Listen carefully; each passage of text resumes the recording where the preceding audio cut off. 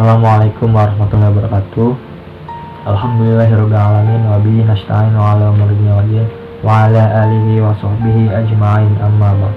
Pertama-tama marilah kita panjatkan puji dan puji syukur kehadirat Allah Subhanahu wa taala yang telah memberikan rahmat dan hidayahnya sehingga kita dapat melaksanakan MK pada hari ini. Kedua, salawat serta salam selalu kita curah limpahkan ke baginda Nabi besar Muhammad sallallahu alaihi wasallam, yang telah membawa kita dari zaman kegelapan sampai zaman terang benderang seperti ini. Langsung saja, perkenalkan, nama saya Dewi Kirmawan dan rekan-rekan saya ada Nur Fadilah, Yasmin Zahrai, Denisa Dewi Puspita, dan Ujian Nugraha. Kami akan mempresentasikan tentang unsur-unsur pembangun puisi dan pengalaman puitik. Unsur-unsur pembangun puisi. Unsur-unsur pembangun puisi dibagi menjadi dua, yaitu unsur intrinsik dan unsur ekstrinsik. Unsur intrinsik adalah unsur yang terdapat di dalam karya sastra puisi. Unsur intrinsik terbagi menjadi dua, yaitu unsur fisik dan unsur batin. Unsur fisik, standpointnya merujuk pada pembentukan puisi dengan cara struktur. Unsur ini merupakan unsur yang khas dari karya sastra puisi. Berikut beberapa di antaranya. Yang pertama yaitu diksi. Unsur ini merupakan cara seorang sastrawan dalam memilih kosakata dalam puisinya agar bisa lebih harmonis dan selaras. Inilah kenapa setiap kata-kata yang terungkap dari sebuah puisi dari seorang sastrawan seringkali tidak umum didengar. Namun, tentu fokus utamanya bukan pada diksi yang aneh, tapi pada keselarasan dan keharmonisan. Gaya bahasa. Selain penentuan kosakata yang diambil, kerap kali dalam sebuah puisi akan ada sebuah susunan kata yang memiliki karakter yang bermajas, konotatif, dan bermakna ganda. Hal tersebutlah yang dinamakan gaya bahasa. Gaya bahasa tersebut tentu tergantung dengan psikologis dan lingkungan dari sastrawan. Ini yang menimbulkan setiap gaya bahasa dari sastrawan memiliki ciri khas dan berbeda-beda. Rima. Ciri khas yang bisa ditemukan dari karya sastra puisi ialah adanya keselarasan pada salah satu potongan baris pada kalimat di dalamnya. Keselarasan ini bisa berupa nada dan bunyi. Hal tersebutlah yang disebut rima. Rima dapat ditemukan pada baris yang sama atau pada baris awal dan akhir. Yang terakhir, tipografi. Pada unsur fisik intrinsik puisi, bukan hanya berkutat pada kata, tapi juga pada bentuknya. Itulah yang disebut tipografi. Cakupan tipografi adalah dilihat dari frase kata, bunyi, bait, larik, dan kalimat, sehingga bentuk fisik puisi bisa memiliki output seperti suasana, rasa, dan isi. Unsur batin. Unsur batin yaitu unsur yang terdiri dari emosi dan masalah yang tertuang pada sebuah karya. Batin sering disebut sebagai unsur esensial atau juga bisa disebut sebagai hakikat dari isi puisi itu sendiri. Ada beberapa ulasan dari unsur intrinsik batin. Yang pertama adalah tema. Tema dalam puisi adalah gagasan utama yang dipresentasikan dalam sebuah karya sastra. Dalam hal ini adalah puisi. Tema yang dipresentasikan bisa diungkapkan secara eksplisit maupun implisit. Yang kedua adalah amanat. Pengertian amanat di sini adalah kandungan pesan yang ada dalam karya puisi. Amanat dalam puisi sering berupa anjuran atau kata persuasi yang bisa mendorong pembaca untuk melakukan sesuatu atau memikirkan sesuatu. Yang ketiga ada emosi. Pada unsur ini lebih berfokus kepada rasa atau perasaan. Ini berkaitan dengan apa yang dialami seorang sastrawan dari sisi perasaan dalam membuat karya puisi. Perasaan bisa terekspresikan pada puisi sehingga apa yang dirasakan sastrawan bisa tersampaikan kepada pembaca. Yang keempat ada tonasi atau nada.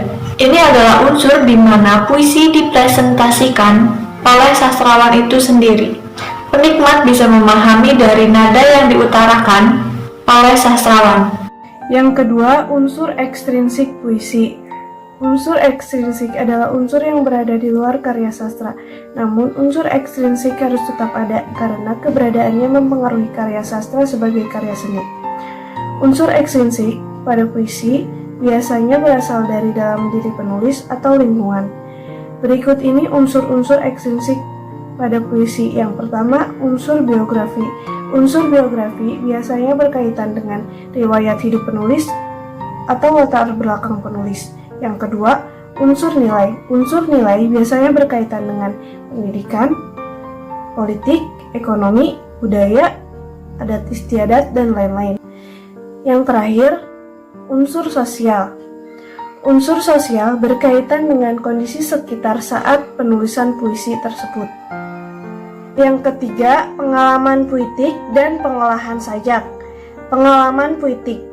Penghayatan seorang penyair selalu dilandasi dengan prinsip kerja yang intensif. Sebuah sajak terlahir dari pergulatan penyair dengan pengalamannya.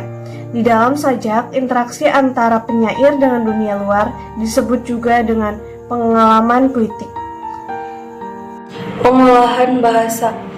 Selain kekuatan dari pengalaman puitik yang pekat, intensif, dan mendalam, sebuah sajak tentu akan lebih berarti jika ia juga mampu mengonferensikannya menjadi bahasa puitik. Puitik tidaknya bahasa sangat ditentukan oleh kemampuan penyair dalam mengolah bahasa. Kemampuan ini menuntut penyair senantiasa kreatif dalam memilah dan memadukan kata-kata, entah nantinya berupa permainan diksi-diksi, denotatif dan konotatif atau frasa-frasa metaforis yang impresif. Dengan permainan imajinasi, majas, maupun bunyi, pada akhirnya pengolahan bahasa itu juga akan selalu berdasar pada tujuan estetika serta makna yang ingin dicapai seorang penyair. Sebagai salah satu contoh, misalnya kata darah dan permukaan laut. Masing-masing kata tersebut memiliki wujud dan sifatnya tersendiri. Kata darah merupakan isotopi tubuh, sedangkan kata permukaan laut merupakan isotopi alam, sehingga bisa dikatakan strategi perbandingan dan perlawanan maknanya kurang tepat dan korelatif. Hal tersebut menyebabkan pengolahan bahasa dalam sajaknya menjadi tidak maksimal dan kurang komunikatif dengan tafsir pembaca. Ketika pengalaman puitik itu sudah terkristalisasi, ia akan senantiasa mewujudkan pengalaman puitik itu melalui pengolahan bahasa yang tepat dan padu, hingga sajaknya kemudian menjadi puitik, bukan hanya untuk penulisnya saja, melainkan juga untuk pembacanya.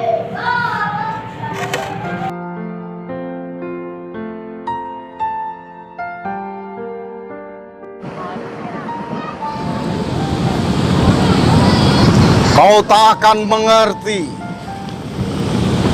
bagaimana kesepianku menghadapi kemerdekaan tanpa cinta. Kau tak akan mengerti segala lukaku karena cinta telah sembunyikan pisaunya. Membayangkan wajahmu adalah siksa.